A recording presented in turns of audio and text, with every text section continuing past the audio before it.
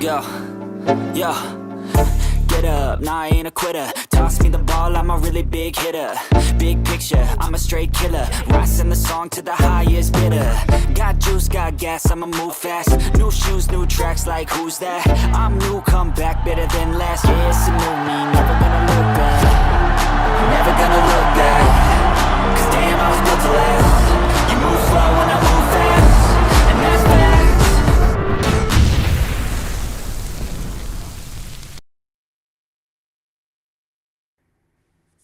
Well, hello and welcome back, everybody, to Bears Nation, the most passionate, most detailed breakdown of the NFL you'll find anywhere. This is Monsters of the Madhouse with your host, Brandon Trax Hiatt. I'm here with Brandon, Dustin, and Art. Hey, welcome back, buddy. Appreciate you coming back. I know it's been a long time. I know you've been busy coaching and all that. Sounds like you just hung up the whistle, right? Or are you just taking a pause? Yeah, I'm gonna turn around and just take a pause. Okay. All right. Well, we welcome you back, and we're glad you got time for us. Not saying that you didn't before, but man, it's awesome to have you back and get your input. So, once again, our monsters are complete with Monsters of Madhouse, and we're just going to talk about after the dust settled, the Super Bowl 59, where the Philadelphia Eagles dominated the Kansas City Chiefs with a 40-22 victory. We've got lessons galore for our Bears, so let's buckle up.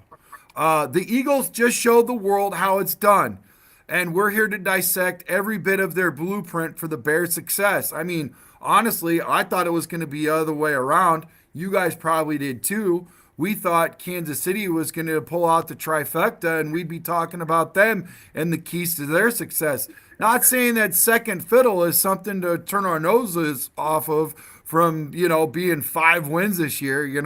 We're not turning our noses up to at least being second place or even being in the damn Super Bowl. But we're gonna dissect what it means to look at Philadelphia through that lens. And hey, no other better than Ian Cunningham, who is our assistant GM in the history of ever assistant GMs, thanks to Ryan Poles. He's in the building. He'll be able to share a little bit, not in our building, but with the Bears building. Don't get our programming twisted, guys. We're still waiting on Doug Plank. We're not waiting on Ian Cunningham. But you never know. That might happen someday. So, like I said, let's dive into it. The Eagles with Jeffrey Lurie and Howie Roseman have been the class of the NFC. 3 NFC championships now, 3 Super Bowl appearances, and a second ring in that span. That's not by accident. It's by design, folks. The Bears need that same long-term vision from Kevin Warren, Ryan Poles, and now Ben Johnson, their trifecta of, higher upper echelon. Absolutely. Let's talk about it in this calculated aggression, man. Howie Roseman isn't afraid to make the big play, whether it's drafting Jalen Hurts or building the offensive line. The Bears have to adopt this mindset, guys. We've got the chance with Ben Johnson at the helm to make the game-changing moves in the draft and free agency. What's your take on all this, Brandon? Do we need to be aggressive? Is this a good blueprint that we need to look at? And I will remind you guys really quickly, when we first got Ian, Ryan and him was talking about finding our identity in this. We would have our own, but they also like what Baltimore Ravens and most notably the Eagles, but they felt like they could be that it would be a quicker look of us, kind of like our structure looking like the Ravens and eventually getting into the Eagles. And my thought on that is they're deeper on all sides. All 50, plus guys are well aligned, and there's no drop off with that at all. With Baltimore, they still got more holes. But what's your take on all this, Brandon? Yeah, I think both teams in the Super Bowl are absolutely teams that you can try to emulate. It's obviously successful when you have the same GM, the same head coach, the same president, same ownership in place. But those guys only stay in line if they're doing their job properly, and that's the Bears' problem. If they just haven't hired the right people. And turnover is not good for any organization in any industry, guys. You can even say that outside of sports. Consistency, retainment, these are the most important things when you're talking about the front office of a sports franchise. But then they've also built very heavily on both sides of the trenches, both these teams. The Chiefs' offensive line and defensive line were pretty good throughout the course of the season. That's why they had 15 wins. And that's where it starts now for the Bears, is fixing these trenches. You got to unmute yourself, Trax. Thanks for the subtle hint. Hey, what's your take on that, Eric? What do you think? So I'm gonna be honest with you. Like, I think that the Eagles front office does so well from top to bottom in the draft. Just, I mean, because they don't always go for the best guy available, which you see, which is the biggest thing the Bears do. The best guy available. Let's get it. Not what fits our plan that we have right now. Like Cooper DeJean, like he was not the best DB that they're still available. Look what he did. Jalen Carter 2 years ago was not the best defensive tackle available, but he fit their scheme. And I think from the top down, they do a good job of not just plucking the best players. They get people that fit their scheme and not say, oh, he's number 10 on the draft board, we should go pick him up. That's not any way anybody works. On the flip side, look at Patrick Mahomes, was not the top quarterback in the draft. And now look at him, right? Jalen Hurts, not the top quarterback in the draft. Look at him. A.J. Brown, not the top wide receiver. Obviously, they got him through trade, but he wasn't the top wide receiver in free agency at the time when they went and got him, right? So it's like you don't have to build from only the best picks around you can grab. You build who fits your scheme and fits your organization, right? You get older veteran guys to come teach the younger guys, right? You don't just grab, oh, these are good guys. These are the best guys. We got to grab them, but if they don't help your young guys, what does that do for you? You're not building any culture there. And I think the Eagles built a very good culture with the older guys they have and slowly put those young guys and turn them into young veterans with the guys they had. Dustin, what's your take on it, buddy? I think the Eagles, they do a lot of taking the best player available. I mean, I think Jalen Carter was the best player in that draft that they took him in, and they got him at 9th. It takes some luck and it takes some other things, but when you have a strong front office that has worked together for a while, then you can start to see the fruits of their labor pay off as they have one clear identity and one clear plan, and they're on the same page about it. I mean, if you think about it, you got Ian Cunningham coming from the Eagles, and you got Ryan Poles with his background with the Chiefs. Those are two teams we just saw in the Super Bowl this year, two teams that have sustained success for many years, and the Bears should definitely be trying to emulate that. And I'm sure there's things about the Chiefs organization and the way they did things that Poles wants to be emulating in Chicago. It's not come to fruition yet. We're giving them time. We're giving them patience. We need to start seeing these things pay off with them actually getting players that are the best players available and do fit their scheme, or you make your scheme fit that player to make it work on the field, because that's where it's lacking right now, man, is on the field. We're not seeing what we want to see as fans. No, we're definitely not. And to your point, that is something that I definitely brought up for our preview of the Super Bowl. Exactly right where you've got Poles with the Chiefs and then eventually Ian Cunningham. But now I like this masterclass in defense that the Eagles had for their front four. As relentless as they are, man, I want to talk about the offense so much because it's all anchored around a first-round draft pick in guard and Mekhi Becton. I hope we pick him up. And Jim Miller, he loves that guy.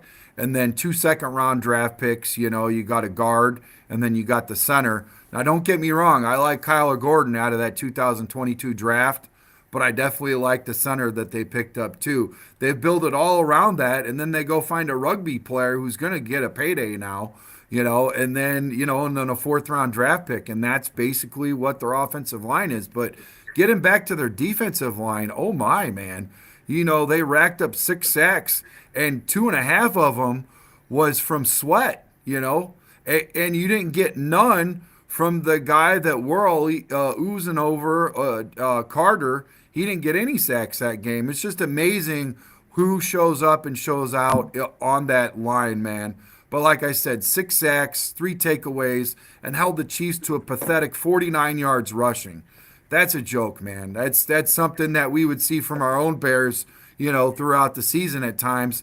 And I tell you what, it brings it a little bit, closer to home when you look at it through our lens, because there was a lot of times where we're like, oh, poor me, we don't have good coaches, we don't have those players that other teams have. Well, the Chiefs had all of it, and the Eagles made it look like they didn't have nothing. I mean, it was amazing. It was a masterclass at defense, and like I said, with Allen's defense creating pressure without blitzing, this is exactly what we need to look for, because he looks for pressure from his front four because he throws a lot of nasty disguises in his back seven. So this is what I look at, boys. This is what I look at. I know we need to shore up that defensive line the same way. Hey, man, Sweat only had 8 sacks the whole season, but he had 2.5 in the Super Bowl when it mattered, right? So I think his stock, rose for the draft. I think we can all agree on that. He would definitely be somebody that I would look at. Also, Williams, that's another guy that I would like to get in the draft. And the funny thing is we just find guys to pick apart, and then you go over to the Chiefs and they got offensive line. Well, Mekhi Becton is still, like I said earlier, that's a guy who we could pick up, and I'm interested in him. I think didn't the Rams draft him in? Yeah, the Jets. Was it the Jets? Left Yeah, tackle, he busted out. First round in 2020. Yeah. Yeah, he busted out. He did good. I just think they couldn't hold on to him. He's a big boy, man. He can hold, and guess what? He's really light too for being that big. He carries himself really well, man. And but like I said, getting back to that, Dennis Allen's defense, creating that pressure without blitzing, keeping our secondary in check. And this is where I was hoping to bring Doug in to talk about all that, but you guys are just as good. The Eagles have shown time and time again, from Doug Peterson to Nick Sirianni, from Carson Wentz to Jalen Hurts, they knew when to pivot, right? It's all about recognizing, back to what Brandon was saying, it's all about recognizing when the game has evolved or when your strategy needs to shake up or end or, reboot. And to his point about finding guys in the draft and being creative and all this and that, I also think it's really important, and I'm going to ask you, Eric, because you've seen it time and time again, and that's why we're talking to you as far as a coach goes about all that. You see it time and time again where coaches get like dialed in and focused and just laser focused on the only way they know how to coach. They don't look at trying to pull out certain talents. Like, I know what your talent is. You're a coach, right? And also, the players. You're like a player's coach. So I can delve into both of those, And I know, Brandon, he likes to talk about draft, and Dustin is just our Swiss Army knife. We can get everything out of him. So he doesn't really count in this because he's not like one thing. He's good at a lot of different things. I've even pulled him up on a bull show. But back to this point where I'm talking to you exclusively about coaching, and we're talking about how this matters. And you guys saw the thumbnail that I created was about the two coaches, right?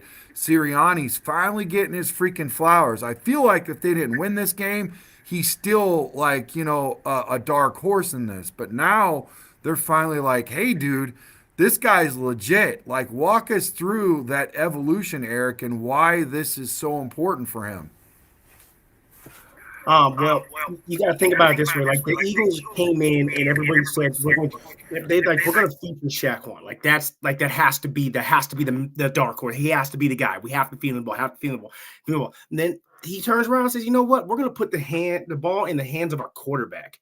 Right? Everyone's like, you got the best running back in the league. Everybody's focused on that. You definitely saw the Chiefs were focused on that, right? And going into that week, he's probably like, you know what? They're going to expect that. So you got to draw plays up that's going to make easy throws for Jalen Hurts, right? And easy routes for everybody, and take advantage where you know how, right? The size difference between AJ Brown and McDuffie. You got to see, is that going to be the matchup? As soon as you kind of go through the coaching videos and everything to see what's the matchup going to be, right? A.J. Brown versus McDuffie. McDuffie's going to get the best guy, but A.J. Brown's got all the size. So you got to make routes specifically for him and find ways to get him by himself, right? And then also Jalen Hurts design runs.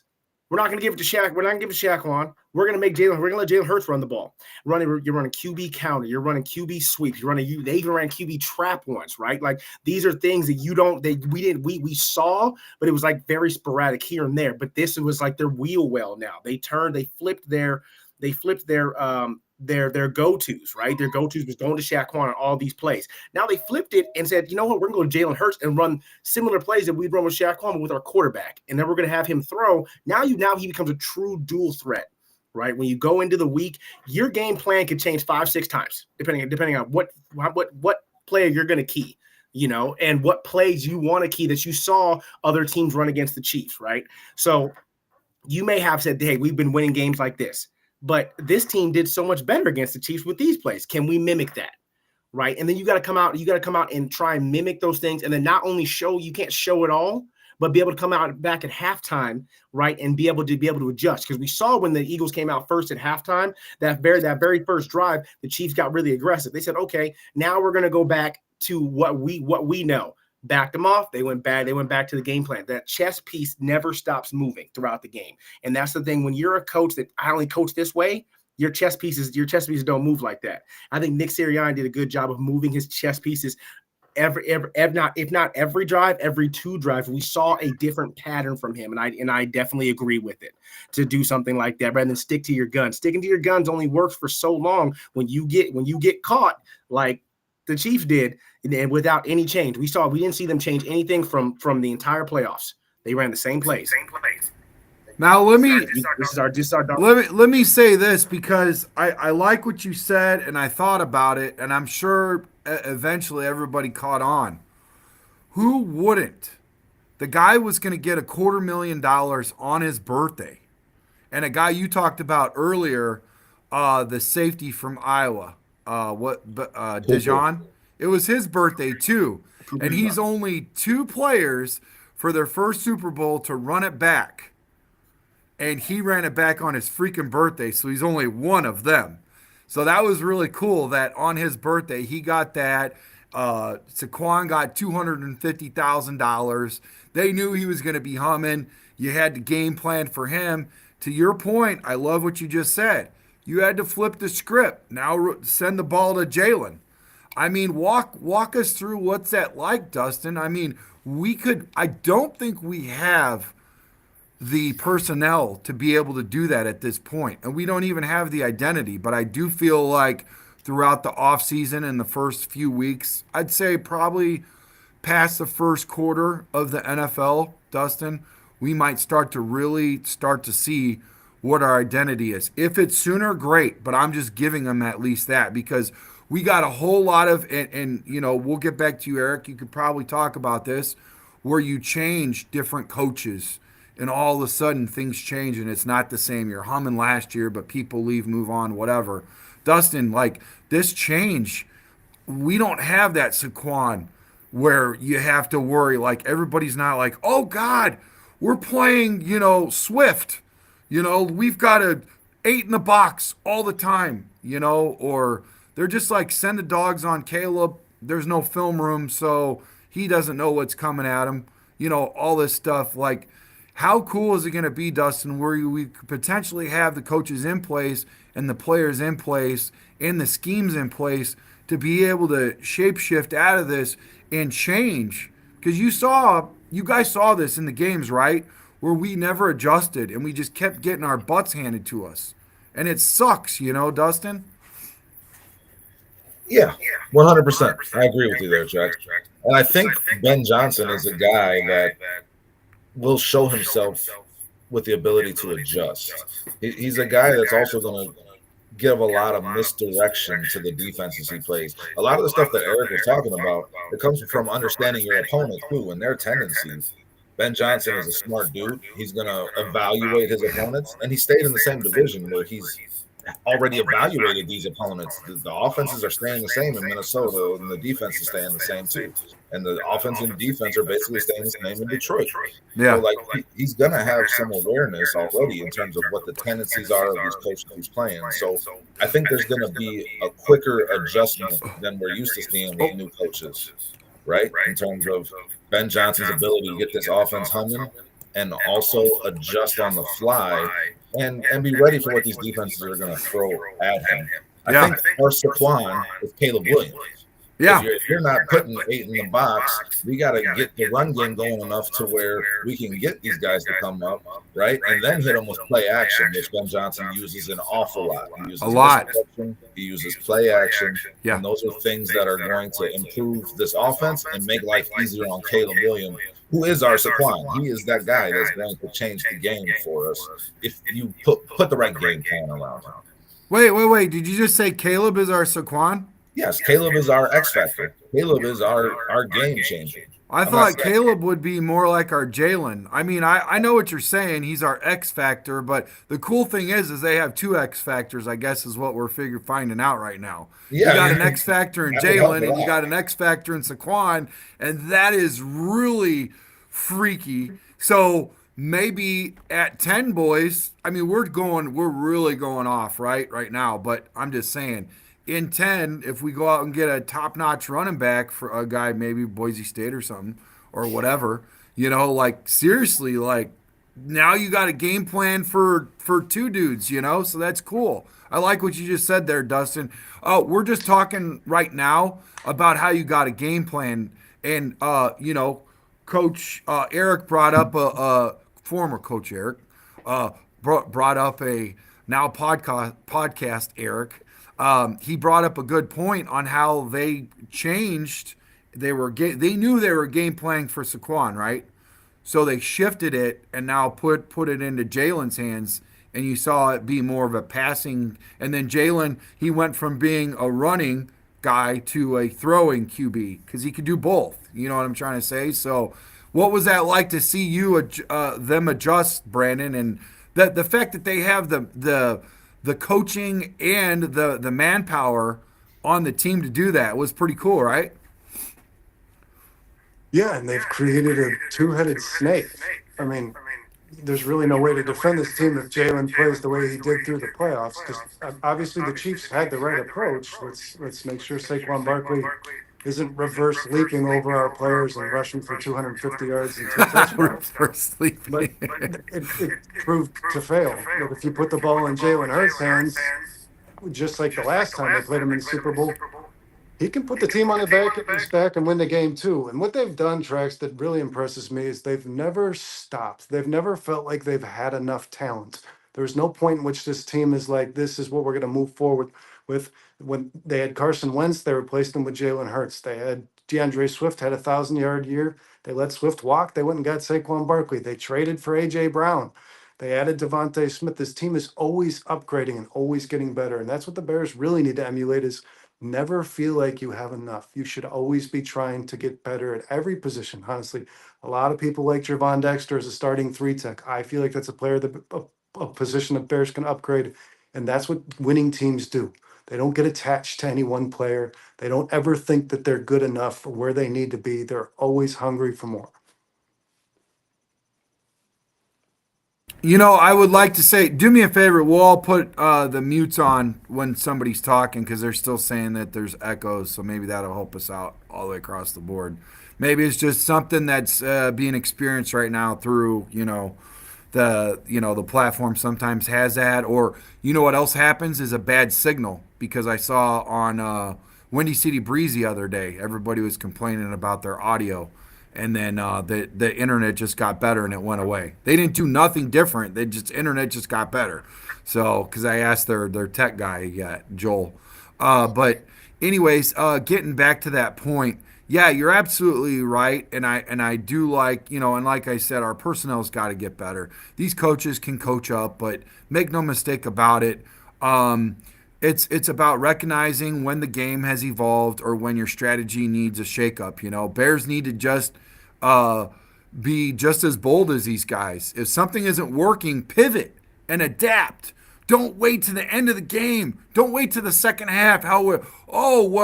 Thomas starts out a little slow, so just wait to the second. No, no, no, no, no. Fix it now, damn it. Take care of it now before you dig yourself too big of a hole and take care of that. If something isn't working, pivot, adapt, evolve, man. So let's talk really quickly about quarterback synergy. In the heart of the Eagles' success, Hurts and Sirianni, man, they turned the Eagles into a juggernaut. Hurts an MVP worthy performance, and Sirianni's game plan was spot on. I don't even know if I got caught up on who the MVP was. Have they announced that yet? Yeah, it was Who Hurts. Hurts. It was Hurts. Terry Okay. Bradshaw announced it on the podium. Oh, cool. All right, great. So Hurts is MVP worthy performance. He got that. Ben Johnson, I started writing that last night and a little bit more this morning and throughout the day. So Ben Johnson, this is your blueprint for working with your QB. This is your blueprint for working with your QB and adjusting, because you have a dual threat quarterback. You don't have the old quarterback anymore. And we all know that Ben Johnson knows this, guys. We know that because he's been gushing over Caleb before and now that he's in the building, right? So, you've got to click, you've got to gel, you've got to innovate. And that's what, Coach Eric was talking about earlier. But let's not overlook Andy Reid, guys. Andy Reid in his nod to Ben Johnson. He gave that nod to Ben Johnson, and that's pretty slick, right? Dude, Andy Reid's been around for what, 30 years, guys?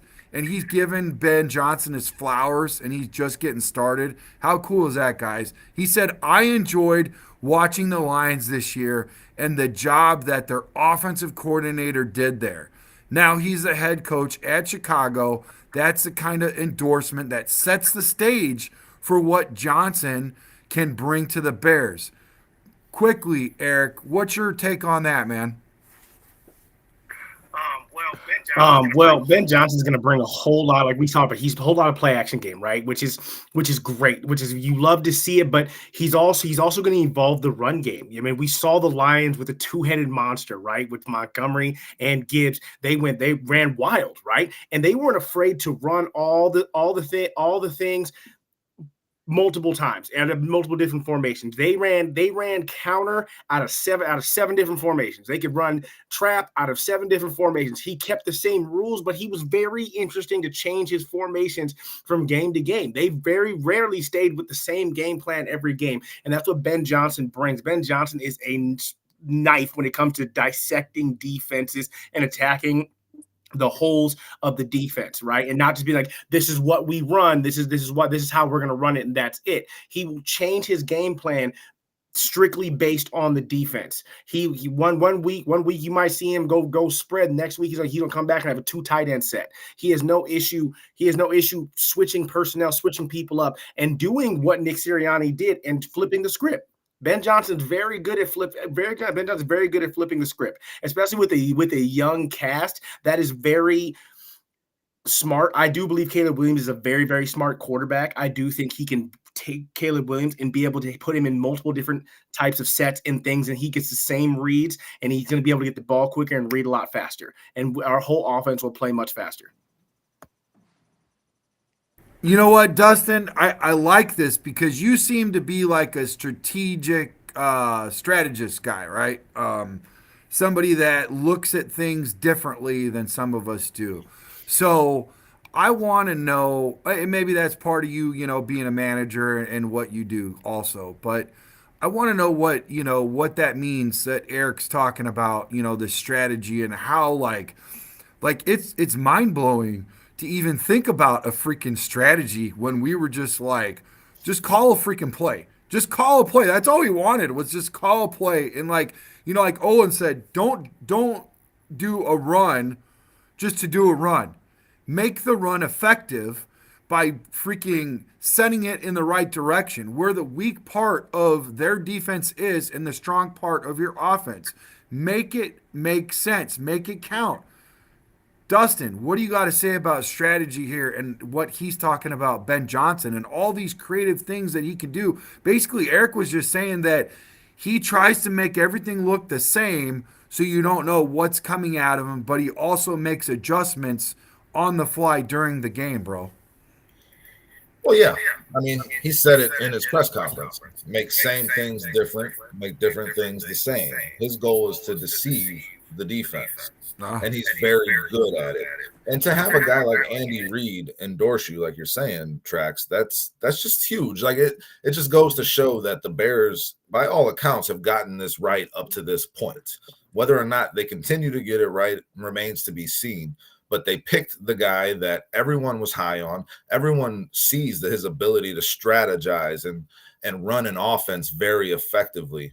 But where Ben Johnson is going to be judged at the end of the day, guys, I mean, the strategy is going to be great, and if the offense is humming, that's going to be great, and he'll get graded on that. But ultimately, he's going to be graded on wins and losses and how he runs a football team. That's what he's got to figure out. So I mean, you then throw in the coaching hires that he's put around him, and Johnson and Rocher and Dennis Allen and these guys with experience that are going to lend him an ear and some counsel in terms of how to approach things. Guys that have dealt with a lot before. This could turn into a monster in Chicago. It really could. If you start to think about the potential Ben Johnson has with his offensive mind and his accountability and his no-nonsense approach, and then you add all of these kind of all-star coaches. Eric Bieniemy, I didn't mention, running backs coach who's got a lot of experience in the NFL and college and all that. He's got a lot of great minds around him on top of it that I think he's going to be willing to be challenged by. So those strategies will only get better, I think, in this situation. I like what you just said about Eric Bieniemy, because who is he standing next to right there? Standing next to Patrick Mahomes, and that guy has gave Eric Bieniemy a lot of credit for his tough love and his approach and how much he's helped him evolve. And he's there, yes, to be, the running game coordinator, the running backs coach and all that. But there's more to it than meets the eye. There's other things that he could do. Really quickly, before we get over to Brandon, Eric, walk us through what's that like to have multiple hats, to be able to touch players and not just focus on that one position that you're coaching, but be able to have different tangibles and be able to help outside of just that one position that you're coaching. Eric Bieniemy is like, he is probably the only coach that Andy Reid has ever let call plays outside of him calling plays in Kansas City, which people say that's going to be too much, right? You think two different people are going to go at it to talking about offenses. I think Ben Johnson brought him in to be able to talk to him about the type of things Andy Reid would do, type of things that Ben Johnson would put things together. He's not only going to be a running backs coach, right? You bring in a guy with that much knowledge so that you guys can combine and talk about things, right? I mean, obviously we've seen him win a Super Bowl with Kansas City. We've seen what Ben Johnson can do in Detroit. It's like a match made in heaven, right? Like, and he's gonna bring. He's not only gonna coach running backs. You're gonna see him talk to Ben Johnson. Here's what I went through with Patrick Mahomes.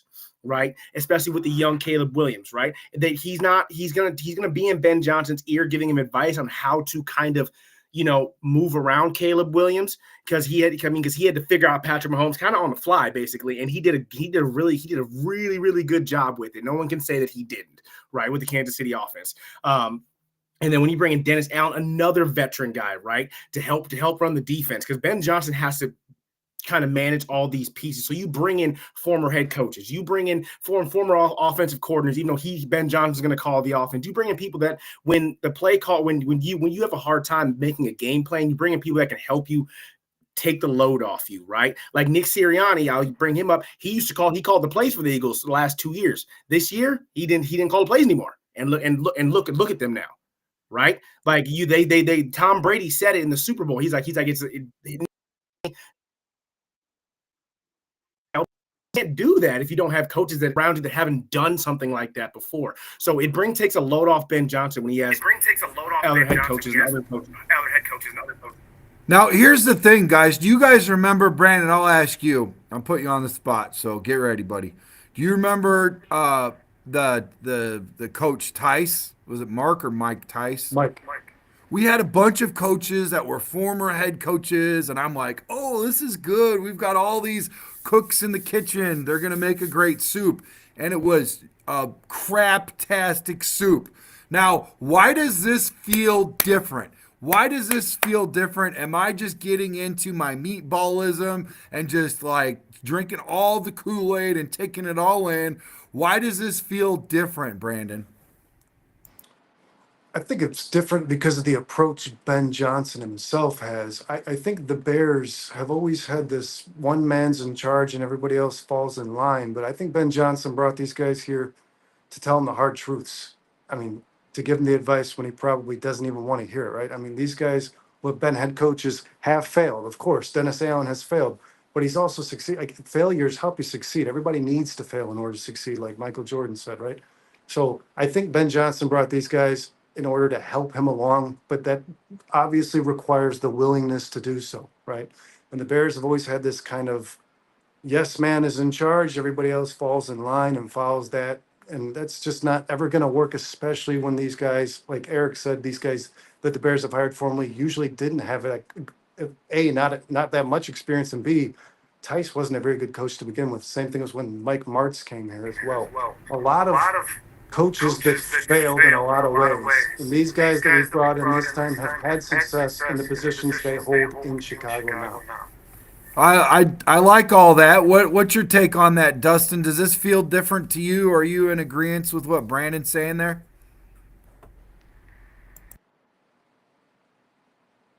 Sorry, this feels ahead of the curve versus behind it. You know, you talk about a Mike Tice who was already an older coach at the time he became offensive coordinator for the Bears, and he hadn't even called plays ever before that. You know, it wasn't something he had done before. Mike Martz was well past his prime at the time that happened, you know. So, like, you have a good combination of that experience, but you know Ben Johnson is in charge of it. He is the young guard. He is taking over, and he's brought in guys like Al Harris and Antoine Randall L. and Declan Doyle, a lot of youth and energy in here to kind of balance it out on both sides. That's what makes it feel different to me. This ain't just the old guard recycling the same coaches, you know, where that's what it's felt like before. This is a new look on it where Ben Johnson has like his ideas, and you know he's going to be the one making the call when it comes down to it. There's no question about that when you hear this man talk. Like, he's going to be that guy that the buck stops with him. But he's surrounded himself with a lot of good experience and a lot of good educated dudes that have held high positions throughout their coaching careers to get that advice from when, you know, things might, you know, hit a little bump in the road, which is bound to happen in a long NFL season, you know. So I like the combination of both. It doesn't feel like retreads. It feels like a new vision using some experience to help guide it. Well, what's crazy is because, like, even Andy Reid himself is a retread, and some of these guys are retreads, but it just doesn't feel that way. And I agree. And the funny thing of it all is the take that they had on Ryan Poles, Eric, was ridiculous. They said that he's not going to go after Ben because he's scared of losing his freaking job. He hired a bunch of guys that could freaking all take his job because they're all freaking very smart alpha dudes that can lead and all that kind of stuff. So that blew it right out of the water. Every time a guy I saw coming, you know, I'm like, Antoine Randall L. Well, he's a leader. He could definitely freaking, you know, every single guy, man, every single guy. It's ridiculous, man. I mean, does this feel like we could potentially have a better staff than not only the Eagles but also the Chiefs once it's all really humming and they work together? Yeah, I think that personally, I think it's not a for sure thing right now. It's not a right now thing. This is going to be a 2-year process to get to the exact pieces that Ben Johnson wants around him. But I mean, as far as players wise, I think, but the coaching staff he has, not only are they solid pieces on great teams, but they're also great mentors and teachers. Like you said earlier, Patrick Mahomes gave Eric Bieniemy all his flowers, right? Helped him along the way, did so many things, right?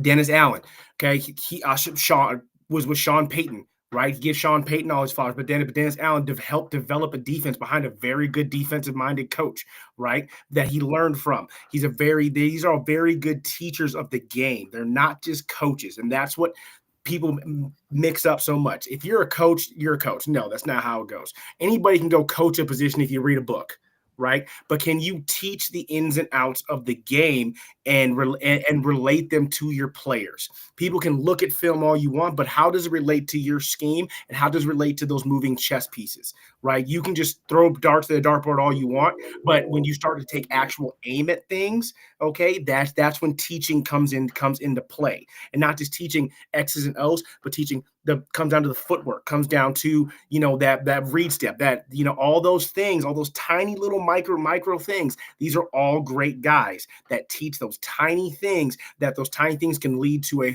when a whole team learns these tiny things, can become a very, very volatile situation for us. And we could see us take off in a very fast pace.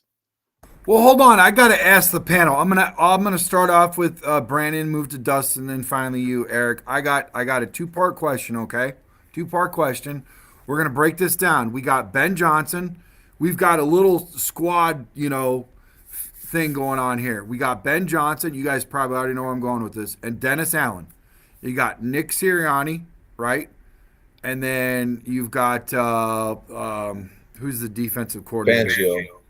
For Fangio, who was 0-8 and 2-6 against the spread and 0-8 against the Chiefs. Okay, and we love our boy Fangio, but who would you rather take, Brandon? Who would you rather take, Ben Johnson and Dennis Allen, or Nick Sirianni and Fangio? That's tough. I mean, because obviously these guys have, the history. We can look at results when you're looking at Sirianni and Vic Fangio. Well, I will say this, Tris. I think you have yourself developmental coaches and results coaches on this team, right? I mean, like it's almost like in the NBA, you hire this guy that develops your young talent, and then when you finally feel like you're ready, you get rid of him and you hire a coach and get you a championship.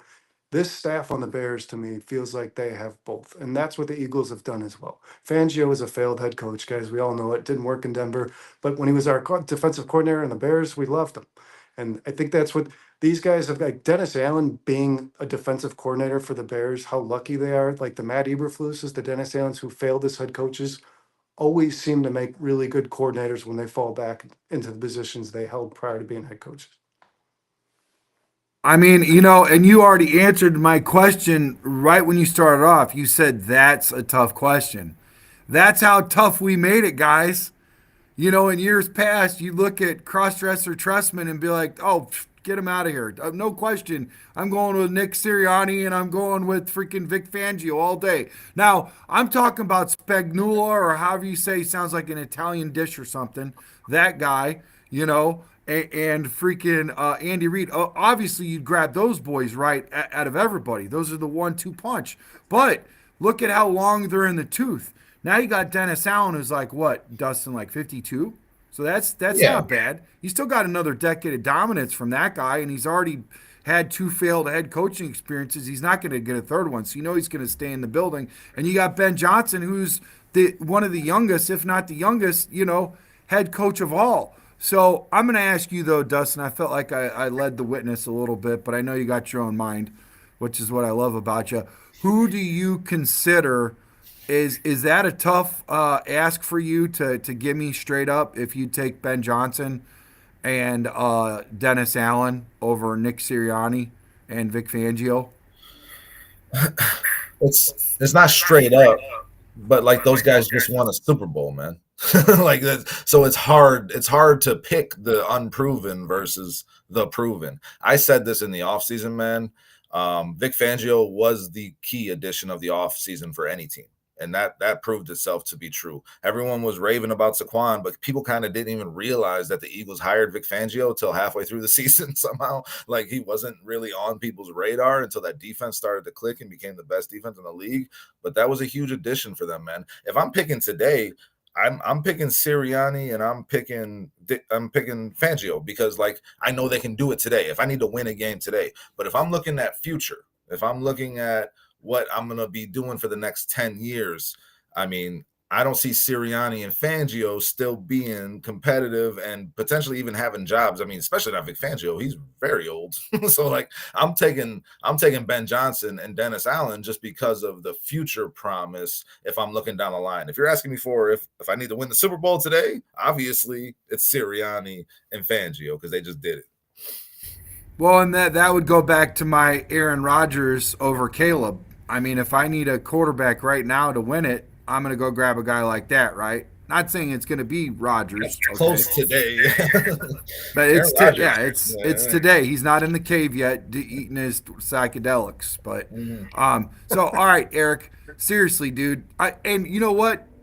Just the fact that Dustin had to tease us with his tongue and answer all of that instead of just a hard yes or a hard no, that just shows how freaking awesome of a job Poles did in crafting and getting this coaching together. Because make no mistake about it, yes, Ben Johnson goes and chooses his guys, but at the end of the day, it falls on Poles and he's got to endorse it, right? It's like when you take your kid to go, co-sign for a vehicle, you don't just walk out and they're by themselves. You're there every step of the way, and that's what Poles is doing with Ben Johnson. So it's part two, I believe in that. So, like I said, it's to hear Dustin and to hear Brandon do their do their whole spiel and fill it all in with everything that they had to say. It's not an easy question. And I think what's so great about this, like Brandon and Dustin just said, is that like you have to really dissect it and be like, hey, listen, if I want to win today, it's this. If I want to win in the future, it's that. But I like what Brandon said. You have a variety and a mix of both in there. And I like that's one thing that I like that Ben Johnson has done, Eric. I like the fact that he's kind of like brought all this together and he didn't just go all young or go all old. There's a little variety, and I think that's important. And maybe I think one of you gentlemen has touched on our podcast before about this, that some of the older coaches are going to talk to the older players and the younger players are going to talk to the younger coaches, and it's a good mix. Walk us through why that's important, Eric, and who you would take. And is this a tough question for you to pick between coaches right now? I think for me, it's definitely a tough choice to pick between coaches. I mean, obviously, like Dustin just said, the Eagles just did it, right? They just did it. But you got to look at the other side of the ball. Dennis Allen, he's got a Super Bowl, right? Ben Johnson hasn't had one. Young guy with an older guy that's going to talk to you about the preparations to winning a Super Bowl, especially because of who he won it with. Okay, Eric Bentley, same thing. Going to talk to Ben Johnson about how to win a Super Bowl. Look at who he won it with. In my personal pick, I do think, like I agree with Dustin. Right now, you pick Fangio and you pick Sirianni, but I think I'm gonna go much shorter. I think 5 years down the road, I'm taking Ben Johnson. I'm taking Dennis Allen.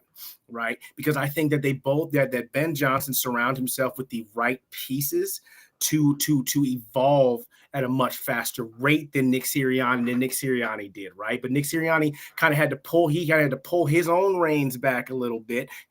Contrary to what you said, he hired a bunch of old guys when he first got there, and everybody was like, "Oh, you gotta do this. You gotta do this. This is the way we're gonna do it."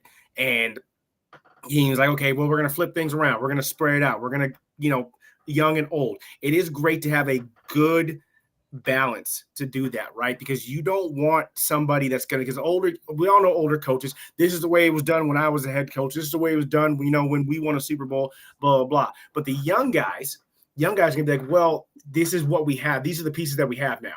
When you won this Super Bowl at this time, this is how players played. This is how players are playing now, right? And this is how players move now. This is how offenses move now. So it's a good combination for Ben Johnson to have a good even split, right? Because you're going to have him as the primary source, primary person to talk to, regardless of offense or defense, right? Everything's going to run through him. But he's that guy that he's got open ears to both sides. He's not going to sit there and listen to the old guys. He's also a young guy that ran one of the best offenses in the league for the last 2 years, right? But he's not going to sit there and rust on his laurels. He's going to go to Eric Benham. He's going to go to those other guys. He's got a very good old offensive coordinator and a head that was also a head coach, did great things. He's got great young core pieces for like the wide receiver, like Antoine Randall and guys like that. They're all that Eric Bieniemy's going to help groom around building Ben Johnson's offense, not build his own offense, but build Ben Johnson's offense. He's going to put old things and new things together with Ben Johnson and mesh everything together. And I think Dennis Allen is going to do the same thing. Got a good young cast around coaching his linebackers, coaching his DBs. He knows how to call defenses, right? So you blend all that together. You don't just say, I'm going to put down the hammer and this is what we're going to run. Those young guys don't respond to that. Okay, young guys are going to respond to their position coaches working with their coordinators to make things that fit their scheme. Now, so there's no bickering, there's no arguing about players, and there's going to be times where players are like, well, I don't fit this scheme, or I don't fit this. Well, then next man up, right? That's how those things go. I will touch on something that you just mentioned, and it's Doug Plank. I know he's not going to be here now, so I'm sorry about that, ladies and gentlemen, but you're going to have to forgive him, that long travel from, Chicago area, Rockford, Illinois to Arizona, man. That's a tough one. But at the end of the day, you guys have heard him talk about,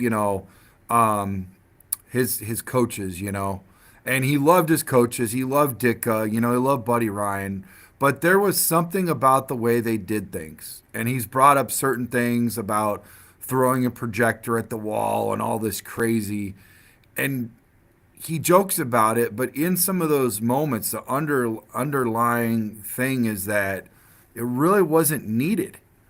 And, some things where guys were like running, legit running to be on time for practices. They were running. Grown men were running full speed to get, no matter how big or small, they were running to make sure they were on time for practice, right? Okay, I can understand that. But I also understand and appreciate what you're saying about how the younger guys don't respond to it, So there's definitely got to be a fine mix. And I think that's what you're laying out there, Eric, is that he's got a good mix of young and old and different players and all this and that, and that's what's going to help everything work together as long as he's willing to listen. One thing I will say that Jim said on record is back when some of the players were abrasive to him, and this was before he's got more power and more structure as he's went on. Now he's a head coach, so that's a little different.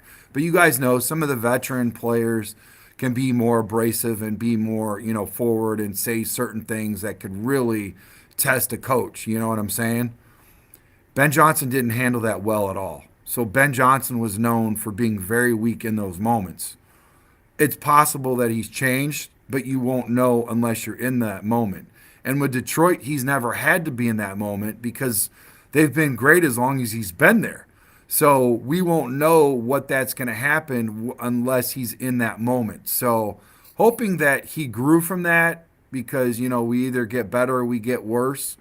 But I like some of the things that you touched on, Coach. I mean, it's real important to look at. Hey, and honestly, back in the day when I was like younger, I didn't give a damn about coaches. I didn't give a damn about GMs. I didn't give a damn about the owner. It's like I want to go see Moss, go for that sky ball, and come down with it, stuff like that. I didn't give a damn about no coaches. I didn't know any of the coaches' names or nothing. But it's really cool to unpack philosophies and hear how much it matters. Dustin, do you remember that when you were younger? Like just focusing more on like the players and not so much the coaches? Like, do you feel like we sound like a bunch of old men talking strategy in football now?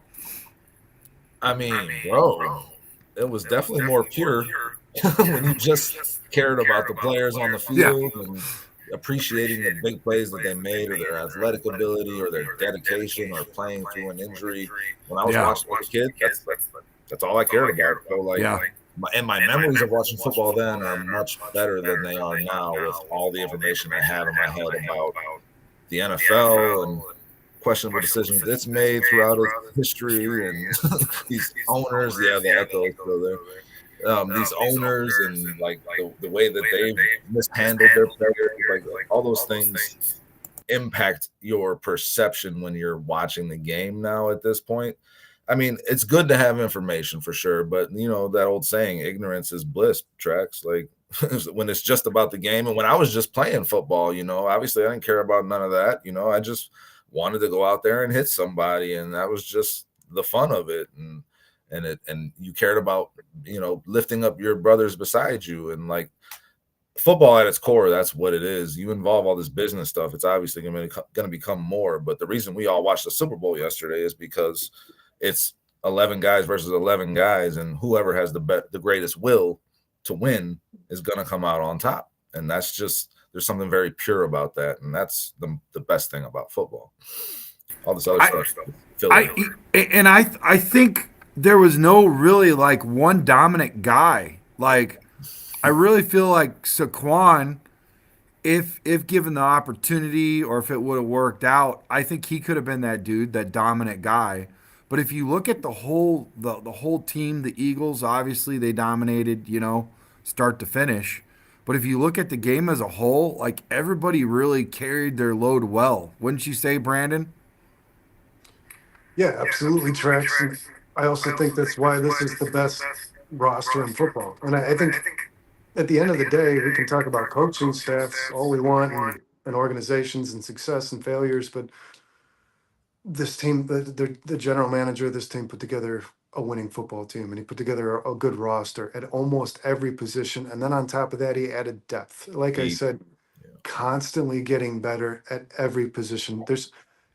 You should always look at this, at your roster, like you can, and Ryan Poles has actually said this, we just haven't seen it. You can always get better. You're always improving. And that's the one thing the Eagles did is I'm sure the Chiefs felt like they had a really good chance of getting that three-peat, but they had no idea what this Eagles team had become versus what it was 2 years ago when the Chiefs beat this team in the Super Bowl, right? And to their credit, they played well in that game too. But they're too much. And I think that's where it starts and ends, guys. I really do. We can talk about Ben Johnson, and to be honest, I'd take Ben Johnson and Vic Fangio if we're going to talk about which two I'd like together. But the reality is this team, the Bears roster, is just not good enough. And Ben Johnson can be one hell of a coach, but we're still, I mean, Eric said just a few moments ago, you're 2 years away because we still know this roster is just not good enough. Well, who was the player that just said, oh, Micah Parsons. Micah Parsons said that because of Caleb's contract and what the pieces he has around him, and now they're starting to get the coaches and stuff, they looked like, you know, to paraphrase, the sexiest team. They look really good. Like they're built that they could really do some damage in the next 4 years. Micah Parsons said that. To me, that sounds like Micah Parsons is potentially willing to come to the Bears. So if he does, guys, you know, we're talking about building this out. We're talking about building this up. Now, we're also talking about probably giving King's ransom up for a guy like Micah Parsons, guys. Not so much in Sweat, and there's not as big of a dynamic if you pick up a guy like, you know, Micah Parsons or you know, Myles Garrett. But how do we, you know, with piggybacking off of what Brandon just talked about, how do we do that? How do we carefully create without going too heavy in on one player in the free agency? Now, and that money goes fast. I know everybody's like, oh, Trax, well, you know, after they cut guys and this and that, they're going to have either $100 million, a little bit short or north of, you know, $100 million. What's a good way to approach that, Eric? The best way to approach it, obviously, first you got to reevaluate what you have, right? A lot of people are like, you know, let's go ahead and let's just we have, you know, we have two defensive ends. Let's just dump money on another one. That's how you lose money really fast, right? Like you just, you know, maybe that player's 2-3 years out. Let's go ahead and just dump money on Myles Garrett. Like, no, that's not a plan. That's not a decent plan to build going forward, right? So all you do is get yourself in a hole with money and things like that. Once you really reevaluate, you need to reevaluate 1 to 3. Okay, your depth from 1 to 3, and if 2 can't replace 1, then you know 3 can't replace 2. So then you definitely need to upgrade to either upgrade 2 that can replace 1 or upgrade 1, your current 1, and get a better 1 so that now that 1 is either playing next to that 1 or your 2 can now become your 1. And I think that's where the Bears suffer so bad is that they have 1s, but then they don't have 2s and 3s, right? And your 2s we currently have aren't 1s on any team, on most teams. Right. So you got to think about it that way. You have to think about, can you find 2s that can be 1s, or can you find other 1s to play beside your 1s, or that can split times and they're both 1s. And I think the Eagles do a good job of that. You saw their defensive line, they were switching. And a lot of those guys, 6 of their defensive line can go be stars on other teams, right? And or a good start for them. And I think that's the way you go about things. You got to evaluate your 2s and 3s, and if you're and then evaluate your 1s. Obviously, they're 1s for a reason, right? And if you can't get better than that, okay, then you better find a way to go get a 2 somewhere that's decent and that's worth the money. But if you're going to go all out to get another 1, okay, you got to get rid of 2s and 3s that aren't going to fit the scheme and that are only going to cost you money. I kind of know what you're talking about. Cliff might like this analogy, and I think Dustin might also. I kind of like what you're talking about, and I liken it to driving through McDonald's. And you see the Big Mac and the fry, that's your number 1. Or, you see your quarter pounder meal or double quarter pounder. That's your number 2. And then the drop off is either you get a 10-piece nugget or you get 2 cheeseburgers with a fry. Like, I ain't about that life. Like, what are we doing here? That's 3 or 4, 4 or 3. Like, that, like, it'll do in a pinch, because outside of that, you're pretty much, there's nothing much lower or much, it's just mid. It's just average. You're not getting excited about it. But 1 and 2 is where you get really excited about. You get excited about the Big Mac and the sauce, sesame seed bun, all that stuff. And then the quarter pounder and how juicy it is, and how, like, I got to go, guys. I'm out of here. No, but seriously, like, I know what you're saying, and it's important because, like, there's been times where we thought when we first got Sweat, he was a 1. He was an alpha all day. Something happened. He's not that. He's like a 2A, maybe a 1B or something. But I really think it's important for us to address that and see if there's somebody out there that can help us, because we need, here's the deal. Dennis Allen works with his back 7, so you need pressure from your front 4. And we're not just going to get that with Sweat, brother. We got to go out and get somebody. And I don't even think you go get the best guy in the draft, he can hopefully be about 75% of what Micah Parsons or what freaking Myles Garrett is. So where's that guy at? Where can we find that guy? We got to find that guy. It's got to be out of free agency or a trade. So what do we do? We'll track. Well, if you think about it, everyone's gonna look at the Rams, right? They got Jared Verse, they got the other dude, his running buddy with him. And let's be real, those guys are ones. They drafted 1, right? That's what everybody hoped. I hope that. But alluding to what everybody what you were saying earlier, we got to spend money.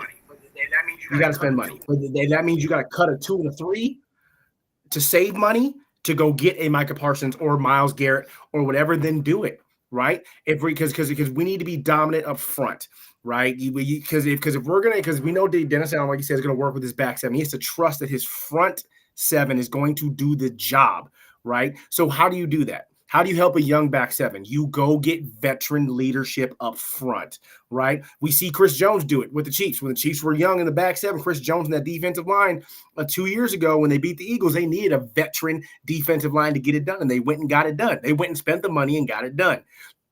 You got to do it. And yeah, we wasted draft picks on these guys, years later. Okay, I'm sorry, that sucks. But if they're not 2s and they can't be 1s, then and we need to upgrade a 1, then those 2s and 3s got to go. Okay, I mean, unless there's somebody that's in the development piece right now that is going to be a 1, maybe 2, 3 years down the road, and you want to keep them, then fine. But for right now, I think you get rid of your twos and threes that can't move up in your depth chart, and you go get a heavy hitter that might knock a 1 down to a 2 or have to split time with them. That's just how I see it getting it done. Dustin, what say you, man? Are you kind of in agreeing with that, or there's a lot of numbers there? You're a numbers guy. What are you seeing, buddy? I mean, to elaborate on your metaphor tracks, I mean, if I'm gonna go to McDonald's, I'm not gonna get a McChicken and a McDouble and like the 4-piece nugget. I would rather spend the money on the big thing that I know is going to satisfy me, that I know is going to fill my appetite and taste delicious, versus subjecting myself to eating 4 things that are, like you said, are mid, that I don't really enjoy and I don't give a shit about. If I can trade those 4 things in for a Big Mac or a quarter pounder with cheese, I'm going to do that every time because my experience will be better. I think Myles Garrett, I think Micah Parsons, they are that for any team, obviously. And the hesitance from Bears fans, I understand it to an extent, because you're giving up draft capital, you're giving up money in your cap to make, that kind of move. But at the same time, you know what you're getting. You know what you're getting, and at the end of your meal, you're going to be satisfied. So how is it not worth that? To me, that value, that's how value is defined. It's not defined by I can get this many things. It's not quantity, it's quality. I want quality players on this roster. And Myles Garrett is that, and Micah Parsons is that. So I'll get that, and then I'll figure the rest out later. I'll find a way to get another meal tomorrow. I want to eat now.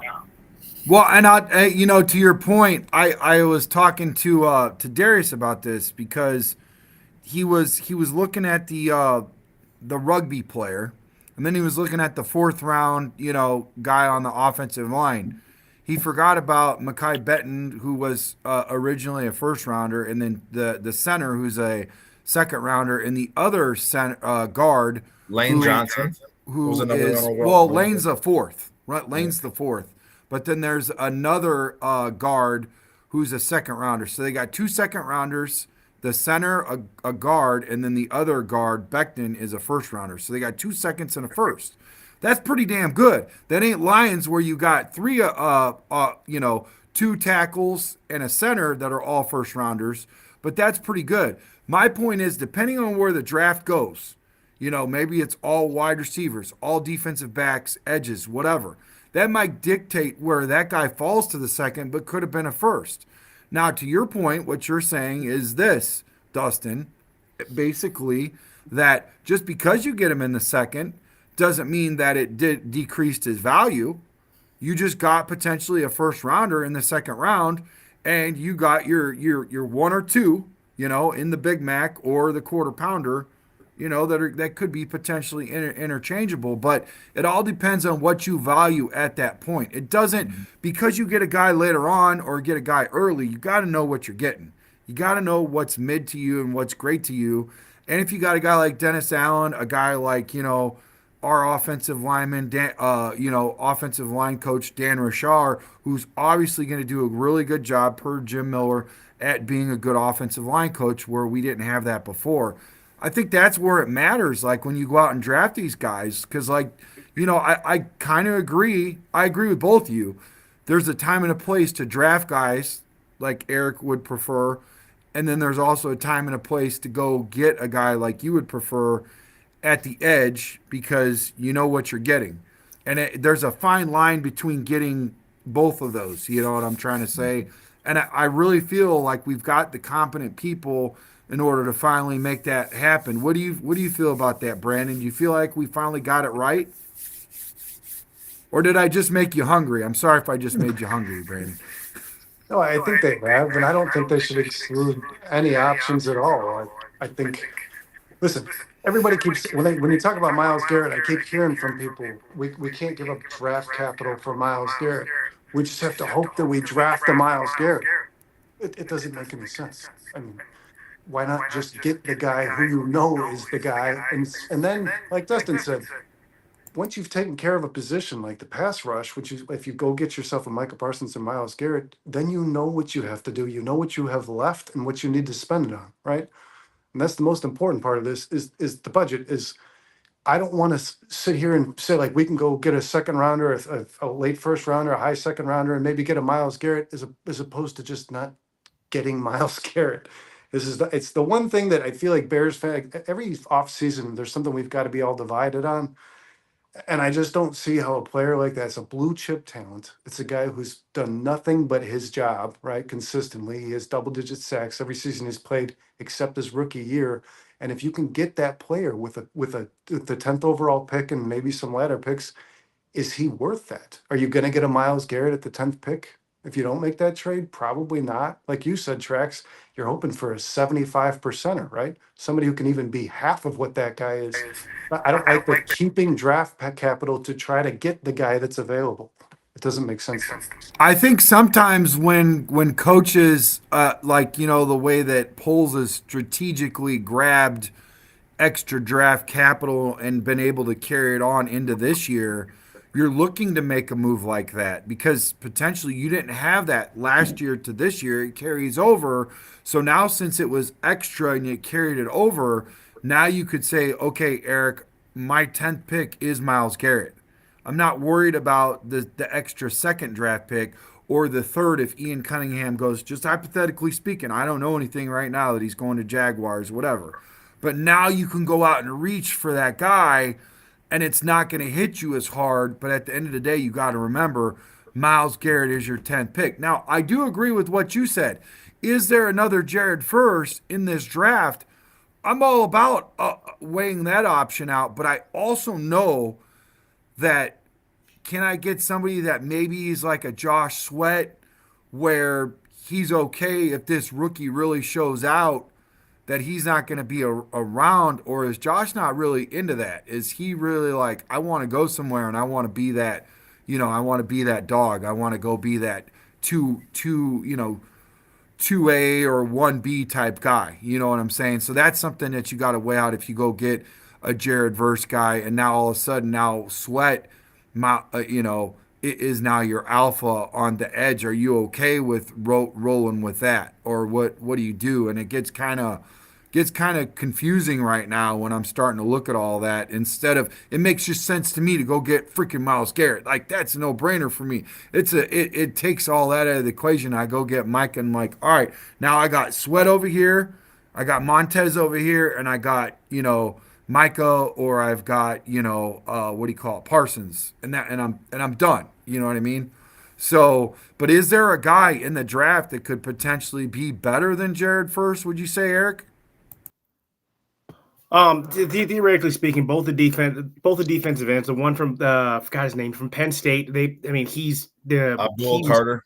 Yes, he's a monster. He's a Jared Verse type. He's a Jared Verse type guy. He probably won't fall to us. Let's be 1, 2, or 3. He's gonna go in the top. He's probably not falling to us. But then alludes to what I'm saying. Like, is that draft pick worth waiting for or trading up for, or do you sell out and try and go get Myles Garrett? That's what I mean by upgrading. Like, right, is he your Jared Verse, and is it worth trying to go get him? Or is it worth trading your draft picks to go get what we know what the man does in Micah Parsons or Myles Garrett? And that's that heavy fence right there, right? You got to play it right. Do you have the draft capital to go get Myles Garrett? Do you have the money to also sign Myles Garrett, or do we potentially go get a Jared Verse and make Sweat another year of having to be that dude in our defense and hope that this guy is a 75% or higher? In my personal opinion, I think the guy from Penn State. I do think the other defensive end from Iowa. He's an unsung hero. He's a left defensive end. I don't have names right now, unfortunately. I haven't looked at the whole draft order thing yet. But there's about a good 5 or 6 guys that are going to go in the top 15 picks that are defensive ends that are going to be dudes. They're going to be dudes, but are they dudes like Myles Garrett? And is Mike Green out of Marshall? 17 sacks last season, right? Yeah. Mykel Williams out of Georgia. He's not numbers that jump off the page, but transitions potentially very well to the NFL based on his physical attributes and his abilities. I like both of those guys, but it's like, or would you trade up from 10 to 4 if Abdul Carter fell there. Could you make some? Would that be worth it to Bears fans more than trading for Myles Garrett and giving? If you're giving up your assets for a rookie that you expect to be the next Myles Garrett, right? Let me ask you guys a question since we're on that topic. Somebody just said, wasn't it the first round draft pick that says they're willing to trade out of that? The Titans, the number 1, they're talking about it. So would it be better to just say, okay, I can go get, well, no. I don't know if that's a good idea because I think in the first 3 picks, you got 2 quarterbacks going. It might even be 1 and 2 that has got quarterbacks going right away. So maybe 3 or 4, you're losing less draft capital. If you trade with them, they get the 10, we get the 3 or 4 somewhere in there, or even the 5, trade with 5. And, and then strategically go get that edge that you guys are talking about. And then that way we're giving up, like to Eric's point, less draft capital. We still I think can you're hold giving up more. I think you're giving up more potentially. Then you what if you give up Micah Parsons? To move up from 10 to in the top 3 potentially, or 4 or 5, yeah, it's going to cost you an awful lot, I think, man. It's good, but is it worth it? And I don't think that anybody's going to want to do it based on what I see in the chat. I'm just throwing it out there as a thought exercise. The other concerning thing with that, when you start talking about that, is that number 2, you got the Browns, who, if they are trading Myles Garrett, should definitely draft Abdul Carter at number 2, because that makes sense. If you're going to send that guy out, you need to replace him immediately because he means an awful lot to your team and your defense. I'm glad we don't have to. I'm glad, Eric, we don't have to answer and make this decision, because look at the pressure that we get with just our little community here, and they're firing back and they're like, no, don't trade up. Like, you've got dogs in a war room and management that's looking up and like, all right, dude, you made that call. It's on you now. Okay. But seriously, I think we're in a good space, guys. Don't you think? I think we're going to make the right decision. Whatever happens, the Bears should win out. They should win. Like, if they make a move and they get a guy like a Micah Parsons or a Garrett, like, that's a great thing for the Bears. But if they keep their picks and they keep their money and they attack free agency to go get offensive linemen, and then they attack the draft to fill in the rest, and they have all those picks, if they're doing their jobs right and their research, they should nail at least 3 out of those first 5 picks, and you should see at least 5 or 6 quality contributors coming to this team. So I think the Bears can win either way, going either direction, and I'm open to both. I am. I just want to see them do well. Let me ask you a question. Sweat. So do you guys remember what that trade consisted of? Second round pick. Just a straight up second round pick. Yep, and then they extended him immediately the next day, $98 million for the 4 years. So, did he have similar numbers that Josh Sweat has with the Eagles? His most sacks in a season at that time were 6.5, and he had 6.5 halfway through that season with Washington, actually. But he's not been a big sack getter throughout his career, no.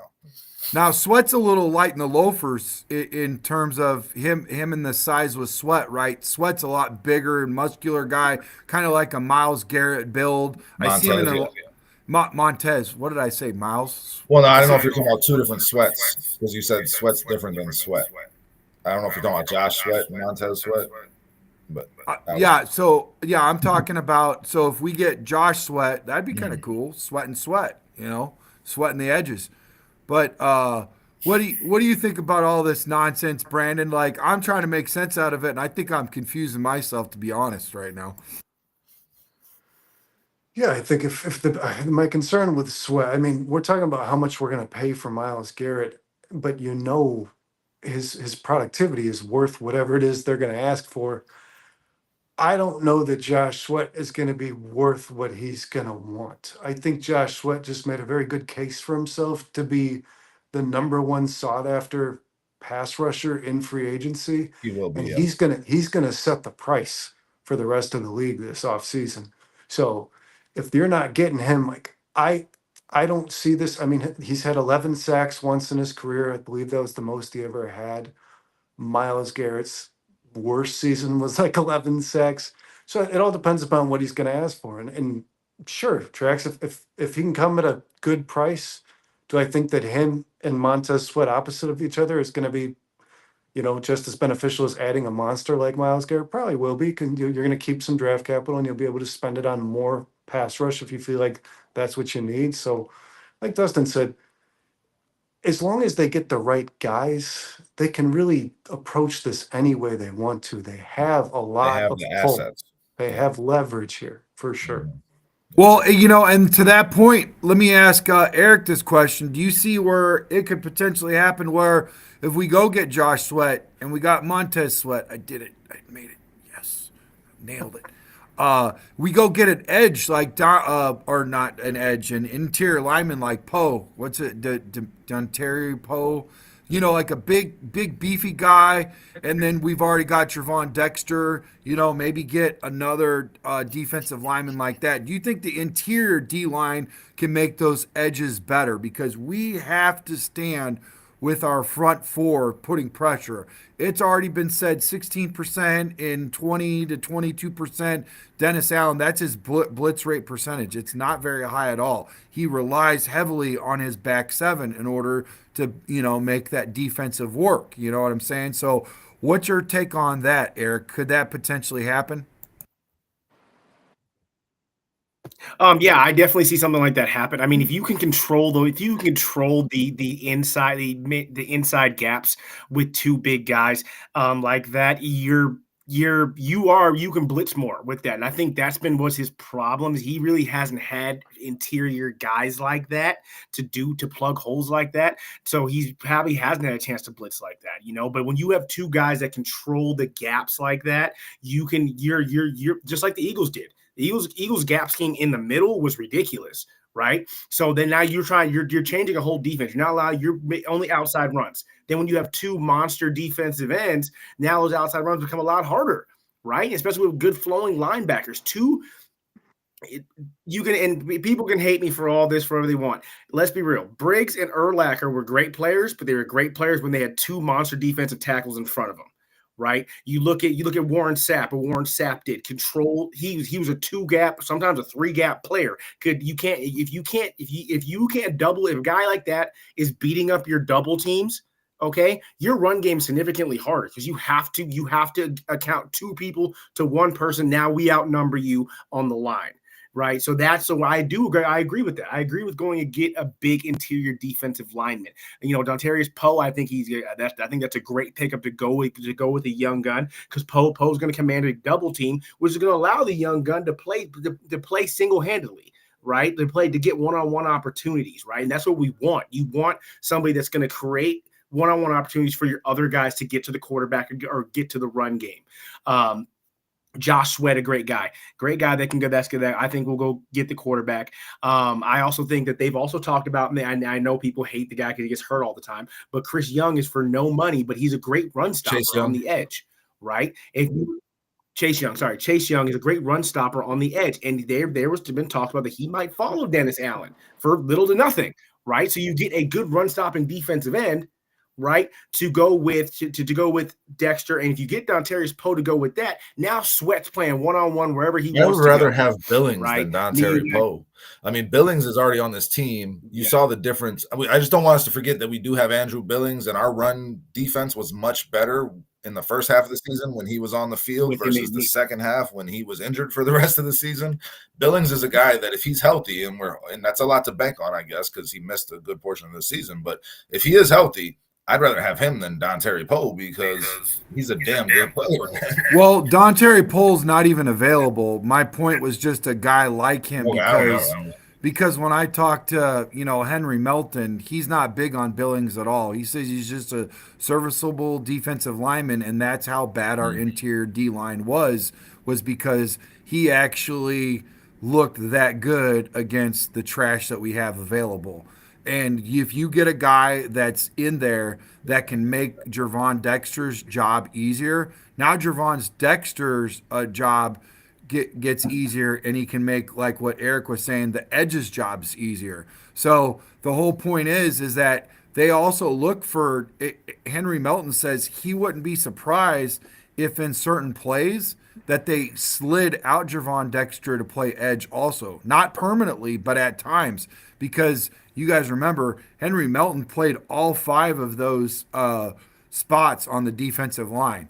So he's talking about potentially like something like that happening, guys. So, but I definitely see the need for interior defensive line. I think if you don't address that and all you have is Billings, I don't care who you bring in the building, it's not going to be as formidable if you address that. And I like I said, Depth is important.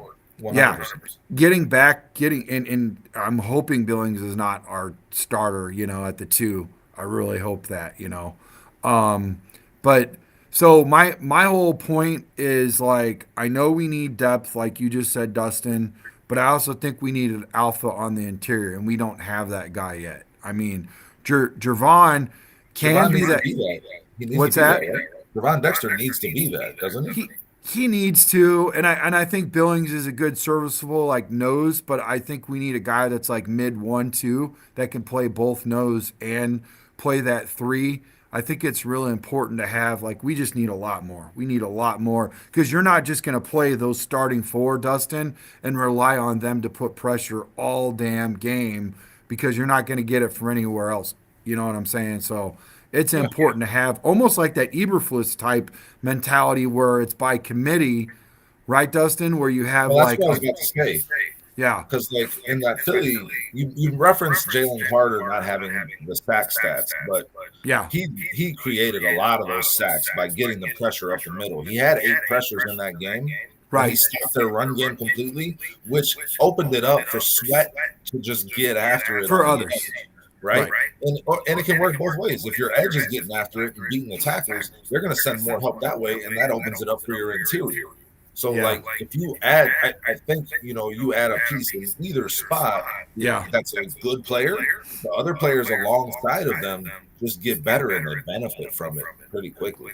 Now, here's something that I want to talk to you guys about really quickly, and then we got to move on because, we're getting a little late in the evening. Trey Smith, a lot of people are gun shy. They're saying now the Bears are a little bit reluctant. I think his stock dropped. I don't think he's going to get nearly as much as he did when he first. What did you guys see about that game, about the Super Bowl, and how went up against the Eagles and he got handled at times? Like, does that do it for you to where you're just like, I'm not about Trey Smith and giving a king's ransom, up for not a king's ransom up for because we're not trading or anything like that, but he's going to demand top dollar. Maybe we could get somebody that doesn't demand, top dollar or even look at, the draft or whatever. What does that change for you, Brandon, and all of that, with his bad outing? Yeah, I'm not going to base too much of who I believe Trey Smith is and can be on what happened in that game. The whole line played poorly. And as an individual, he was graded really well. I don't believe he allowed a sack over the entire season. He wasn't credited for one. I agree with you, though, Trax. I do think Trey Smith, like I said, he's going to set the market for offensive linemen this offseason. So I think he'll be the first domino to fall, and whoever pays him is going to overpay a little bit. I believe that. I also believe that a good player can look bad on a bad unit. I think I watched Trey Smith during that game. I was starting to read a lot of stuff on Facebook, like who wants Trey Smith now? So I focused a little more on, he actually held up for most of the game, to be honest, on his own. But he was trying to make up for, I think it was Caliendo, the guy they brought in, the backup because of injury. He was trying to do other people's job, it looked like to me. But I'll say this, Trax, when I'm watching that game and I'm thinking about cost, I'm looking at Mekhi Becton like he's a lot more cost efficient. Like I think he's maybe one tier below Trey Smith as a guard. He was a first round draft pick. He played really well in the Super Bowl against a Chris Jones. Becton showed out to me. I don't think Trey Smith should be held accountable for the shortcomings of that Super Bowl, but I do think Becton should be put in the spotlight for sure. Well, and I'll tell you this much too, boys. The Big Mac, it gets all the glory. It's been around forever. But when you get the quarter pounder, it comes out sizzling hot. It's nice and hot. The cheese is melted, all that good stuff. So even while Big Mac is number one, there's a lot of fine points about number two. And I really feel like Mekhi Becton, I agree with you on this one. And that's where I was going. You got there before I did, and that's okay. That's why you guys are on here on the show. Um, is I really am starting to look at Mekhi Becton now over Trey. Whether that's right or wrong, what do you say about that, Dustin? Is that a healthy approach? I think either one of them is an upgrade, obviously, over what we currently have. So I'm good with either one of them if the Bears can pull that off. Trey Smith has been that dude all season and since he was drafted, basically. And I think it's more than one tier between him and Mekhi Becton personally. I love what Mekhi Becton has done this year. And I saw a lot of potential in him when he was drafted. The move to guard obviously helped him, but he is much more proficient at run blocking than he is at pass blocking. Trey Smith does both really well. Trey Smith is great in both aspects of the game in regards to that as an offensive lineman. And he's the guy that you have to pay extra for because he can do both at an all pro level. So if you're really trying to impact your offensive line, I think you spend the extra money for Trey Smith.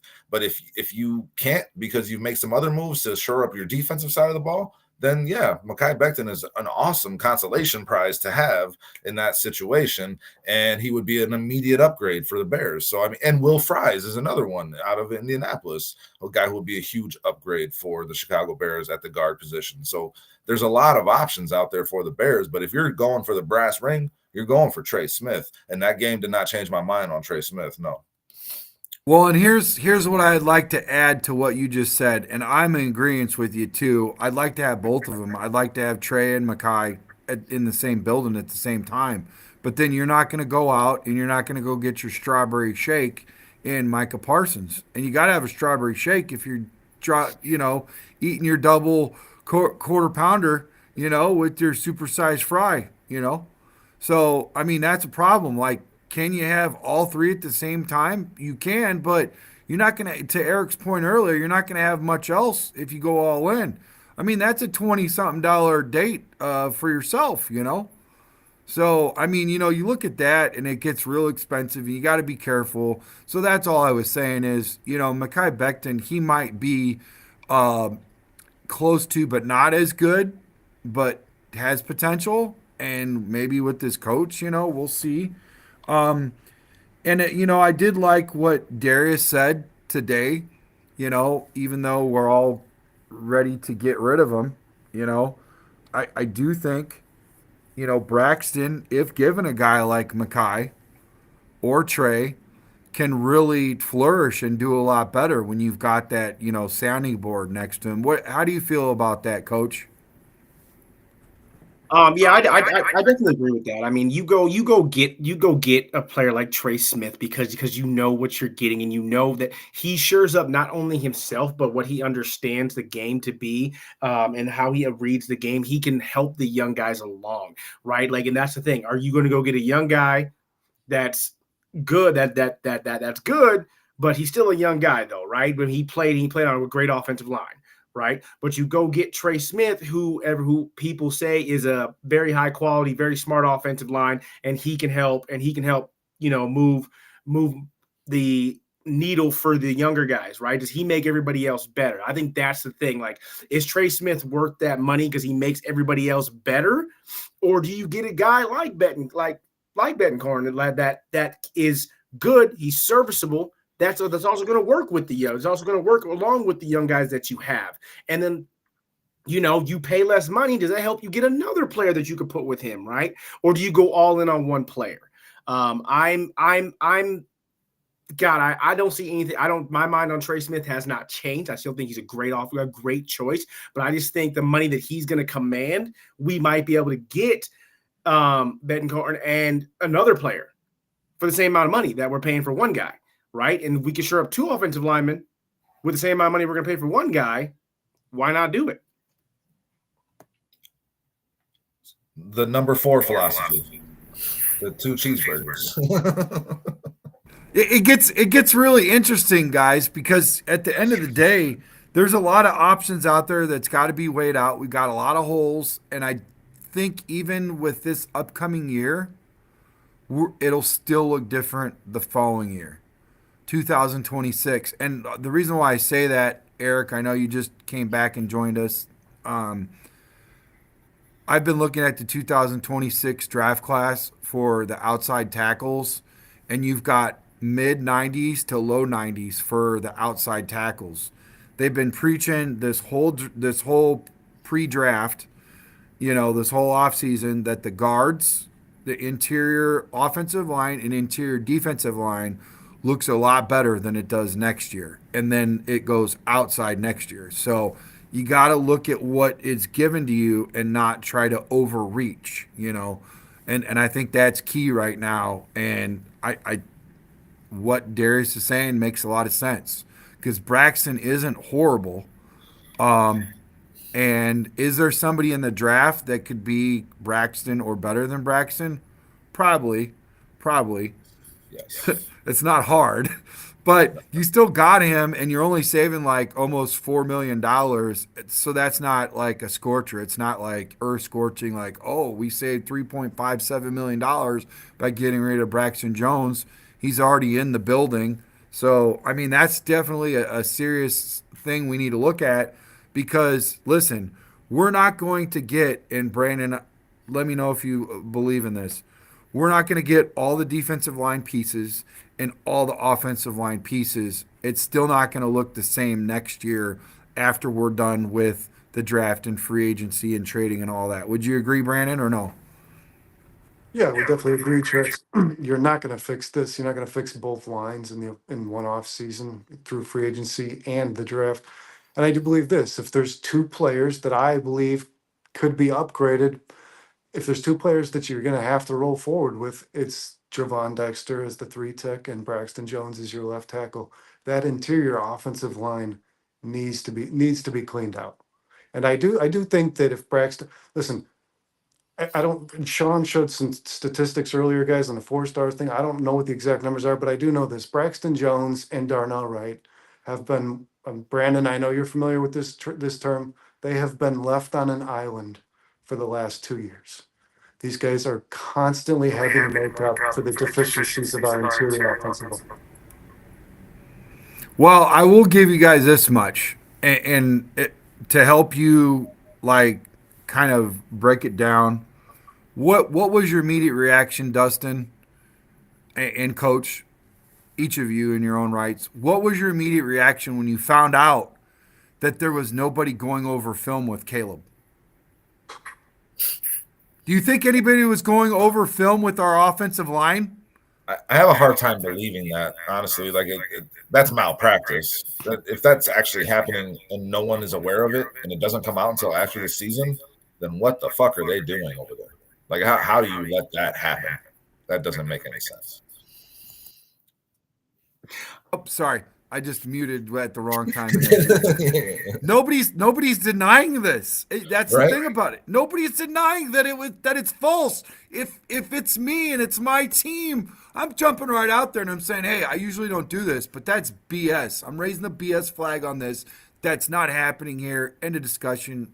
Next question, or I got to go. Peace. I'm going to go find Waldron and fire him again. If I find out about this, like, you need to fire him twice for that, if that amount of negligence, if that's what actually happened.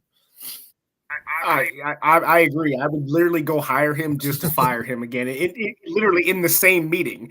I would literally tweet out that we hired him and then 10 minutes later tweet out that we fired him. Like, that's ridiculous.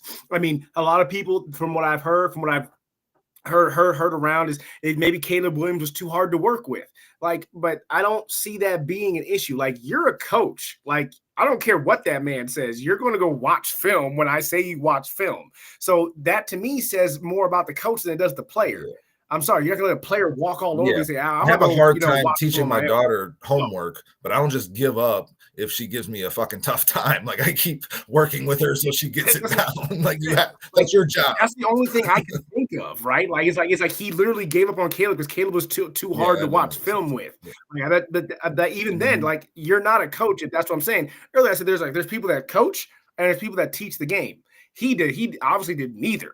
Right? Like, he did not do a single thing. And Caleb Williams is saying this. How did Eberflus go and get another job right away? right? That's what doesn't make any sense. How does he go get another offensive coordinator job right away? Like, it doesn't make sense to me. Like, at any point in time, if he didn't watch film with Caleb or anybody did, how does this man get a coordinator job? So that's what kind of iffy part for me. But even then, if nobody's denying this, you have bigger issues than if you've got to find out, was it Caleb or was it just the coaching staff? And then you got to take that hit on the chin, regardless of which one it is, right? If it is Johnson, then Johnson with that. Let me just say this. I just want to say, because I heard you say offense, I know you meant defense, because that's what he's good at, and that's to my point is Eberflus could sit with Caleb all day long and talk about what he sees from a defensive standpoint. But as far as maturation on the offensive side of the ball and as a quarterback, you ain't going to get that. You're going to get that from what Waldron was supposed to do. You know what I'm saying? Yeah, it's all your offensive. But you're the head coach. You make your offensive coordinator go watch film. It's that's what I'm saying. Eberflus sat there and said, "Oh, my offensive coordinator is going to go whatever he wants to do, and my quarterback sits here and does nothing." Right? Like, where is the button that says I'm the head coach and you're going to do what I say so that we can win games? But it's also on Caleb for not going too higher up and being like, "Yo, these fools aren't watching film with me. If you want to win, you need to get somebody in here that's gonna help me win you games."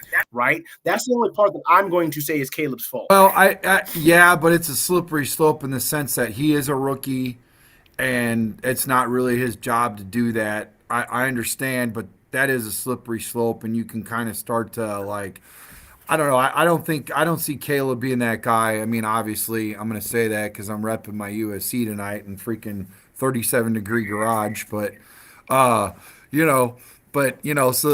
there is a little bit of favoritism there, a lot of just like I want to go get Monheim in the 5th round as a backup center because there's familiarity with his butt in Caleb's hands, So, but my whole thing is, I just don't understand how far apart we were, guys. How far apart we were in all of this. And that's I could see that with the offensive line. It makes sense. Nobody was holding these guys accountable at all. They're not doing tape. They're not looking over stuff. And they kept moving all the offensive line around and not letting them work together as a unit. And as well as anyone, Coach, you have to keep your offensive line together. We set the record this year for most offensive line changes. You don't do that. I can't think of maybe but a handful of times in a whole season where the guy from the left and the right of me. Well, wait a second. There was no one on the left. I was the left tackle. I'm an idiot. Anyone to the right of me was different. The right, my left guard and my center, it always was the same. And maybe I got lucky, but I never got as unlucky as I did with the damn Bears, to my point. I'm just glad. Here's what I'm trying to say out of all this. I'm just glad we've got a real bona fide offensive line coach in the building. We've got a good running back coach. We've got good coaches all across everywhere. I think it's really good. I think it's going to be helpful.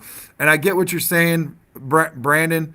The players, they matter, and that's what it all comes down to. But there definitely has to be some guys that are going to shapeshift you and point out the good and the bad.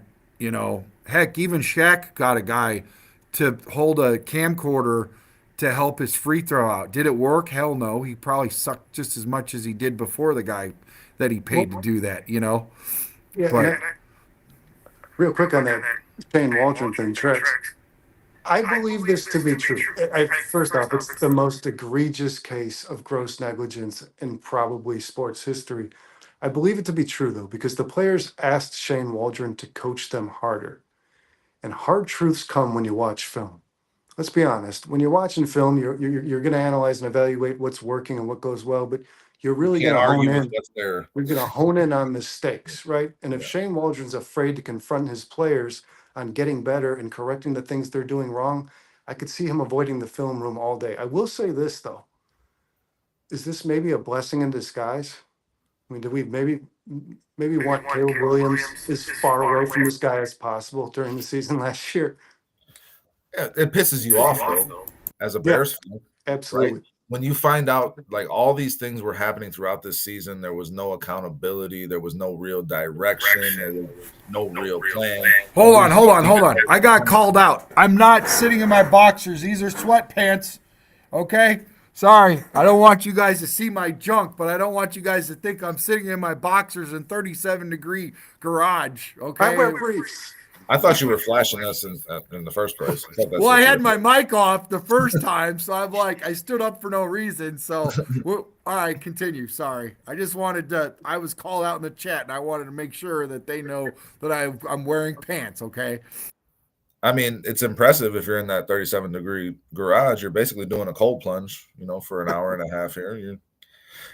Listen, I'm just, the point I was making was that we should be pissed off as Bears fans that was allowed to happen in our organization, that Matt Eberflus was retained, and the talent that pulls out, because there was some talent on this roster and it could have performed better. I think that's made clear with something like this coming out, where if you had just held your players accountable and done your job, then potentially you could have won a few more games, especially considering you played so many close ones that came down to coaching and discipline, things that you needed to instill in your team before you got on the football field. So it's like, that just pisses me off as a Bears fan. This is the only point I wanted to make. No, and I agree. I agree with that. Let me go ahead and unpack these questions really quick, and let's get out of here. We gotta go. It's 10 o'clock. I'm up against it. I got to get up at 4 o'clock in the morning, and my toes are frozen. And now they're talking about some weird stuff that's not even happening. All right, so Eagles fans, you're on cloud nine right now, right? And Bears fans, we've got a lot of homework to do. And we saw this coming. The Eagles defense was a beast. But now let's hear from you guys in the chat. Leave it in the chat. We'll go back. We'll look at it later. But we got to go because of time, man. We love to hear from you guys. And we've been reading everything you guys have said, even the not so cool stuff about Trax and his junk and all that. But Ant-Man says Trax gave a bat wing. What's a bat wing? I don't even know what a bat wing is. They played a game where they would show their balls to each other. Basically, it's hilarious. If you haven't seen it, watch the movie. It's great. All right. What movie is it? Waiting. Okay. So the Eagles defense was a beast. Now let's hear from you guys. Do you believe that this new direction from the Bears is going to be great? Type B for believe or D for don't. We're on this journey together, and your voice matters, guys. And if you're still fuming over the Packers rivalry, smash that like button if you still think Green Bay sucks. We're Bears through and through. Eagles and Chiefs accomplishments, I want to talk about those really quick. Let me know which one is more exciting for you. The 3 NFC championships that the Eagles had, 3 Super Bowl appearances, 2 Super Bowl wins, 4 NFC East titles, or the Chiefs, 7 AFC championship games, 5 Super Bowl appearances, 3 Super Bowl wins, and 7 AFC titles. That's quite a bit to unpack. We can only hope if we could get a quarter of that right now, guys. Thank you guys for diving in deep with us into what it takes to be champions. The Eagles have shown us the way, and now it's on us for the Bears to learn, to adapt, and to conquer. Subscribe, hit that noti bell, because Bears Nation, we're about to turn the heat up. Literally, as soon as I walk in the freaking house. Chi-Town up, Bear down. Guys, hey, if you guys got anything that you guys want to say before we leave, please do so. But make it quick. I just want to say thank you for having me back. Because it's been a minute since I've been on, man. It was so great to see you guys and get to talk about Bears football again. Man, it's going to be a great season. I believe that Ben Johnson's going to do a great job with the people he has around him, and I see a lot of good things to come. I just got deja vu from this past offseason when we said all the same things, and then we had this 5-win season. It feels different. It does, but I keep harking back to how high we were on all these coaching hires that this Bears team made. It feels different. I hope it is. Bear down, FGB. Luka just got his first bucket as a Lakers, and Anthony Davis is injured indefinitely, so good trade, Dallas. Kim Kardashian wants to date Luka, by the way. That's breaking TMZ news. Just wanted to throw that out there. Good for Luka. Hey guys, do me a favor. Hang out after the show. I want to talk to you guys really quick. Hey, Chi-Town up, bear down. Thanks again, guys. I appreciate you.